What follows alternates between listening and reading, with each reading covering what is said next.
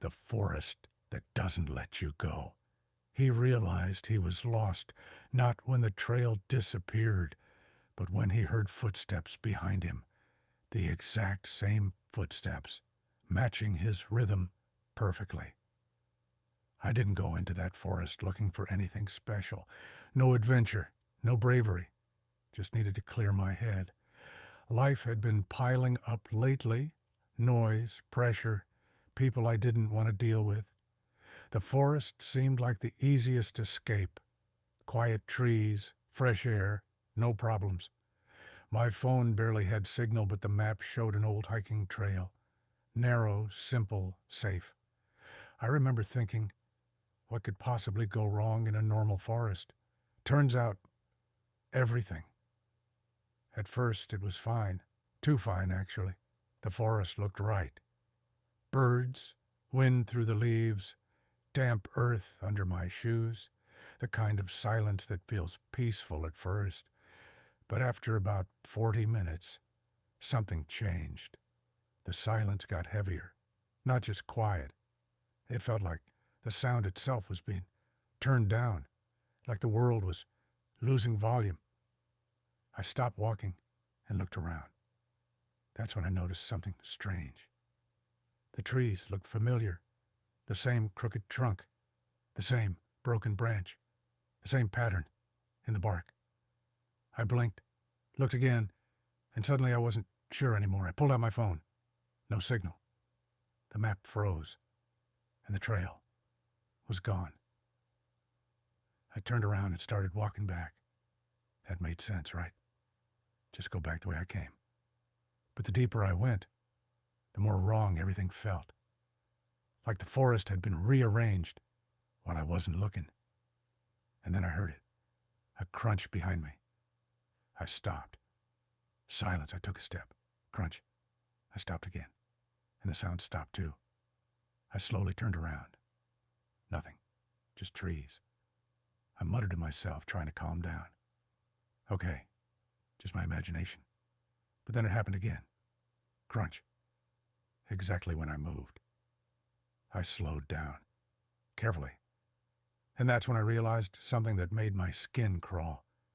The crunch behind me was syncing with my steps. Step, crunch, step, crunch. Like something was learning my rhythm. I stopped completely. The forest went silent. Perfect silence. And then, one step behind me. Exactly like mine. I didn't run. Not yet. I just stood there, trying to process what kind of joke reality was playing on me. Then I slowly turned around. Nothing. But the feeling didn't go away. It felt like something was standing just a few feet away, watching. I pulled out my compass and started moving again. North, south, anything to find the way out. But the forest wasn't normal anymore. Every time I changed direction, a new path appeared between the trees, and every single one of them led me back. I tested it again and again. Same result. And that's when I understood something I didn't want to understand. I wasn't lost. I was being guided. After a while, I noticed a pattern. When I walked faster, the forest got denser. When I slowed down, the silence became too clean, too perfect, and the footsteps behind me adapted, matching me, learning me, becoming me, faster than I could think. I stopped feeling like a person walking through a forest and started feeling like something being observed, measured, studied, like I wasn't the one moving through the forest. The forest was moving through me. And then I saw it, a house, right in the middle of the trees, old wood, dark windows, standing there like it had always been there, but I knew it hadn't. It wasn't on the map. It shouldn't exist. I stood there for a moment, trying to decide if I should turn back, but there was no back anymore. So I went inside. It was quiet. Dust in the air, rotten wood, the smell of something long forgotten. and a mirror on the wall. A large, old mirror. I walked closer, and I saw myself, but I wasn't alone. Someone was standing behind me.